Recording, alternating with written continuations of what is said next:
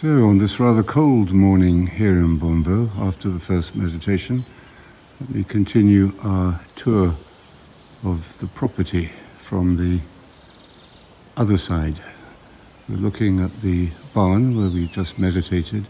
It's become a beautiful spiritual space.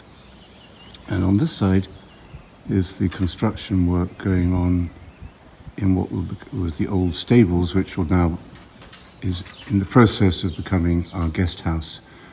And this is going to be the dining room one day. I hope when you come here it will look a little more complete. And this is really what we're like. We're always in construction, and sometimes there are times of periods of renovation in which things seem to go back to the beginning. Things seem to get churned up. The foundations seem to be exposed. Difficult times. These are times when people often give up the spiritual journey or the spiritual practice because they think things are falling apart rather than coming together.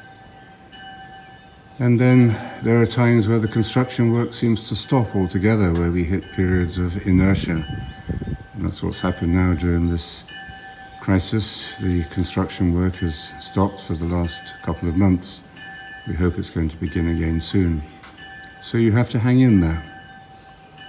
And if you give up, you have to come back. Oh my goodness. I have to show you what you may not have expected to see. Bertie has appeared again. He has this incredible capacity, rather like the risen Christ, to suddenly appear quietly and presently. So meditation is a journey that's going to take us through many stages.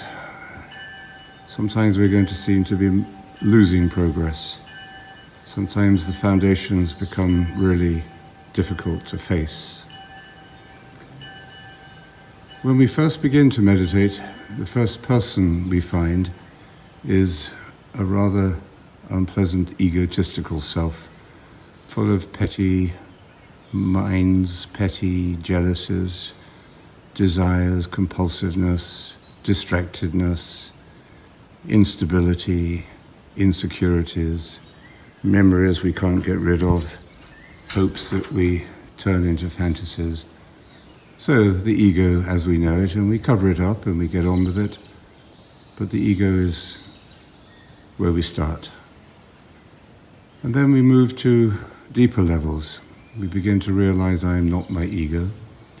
And we may discover that we are Shakespeare, or that we are capable of insight, capable of beautiful creativity, that we have a certain wisdom. And then at a deeper level still, we may discover that we are Christ, that we are the Buddha, that we are Lao Tzu. We have a spiritual, comprehensive, transcendent kind of capacity as well. But there's further to go, because each of these great teachers, who in a sense we do truly meet, and who are truly part of us, point to something beyond themselves, to the Father, to the way, and that's the continuation of the journey, not the end of the journey. And all the construction work, all the chipping away, all the times of inertia transform, and we see that life is a building site, but the building has meaning, and it will take us beyond ourselves and beyond anything that we can name.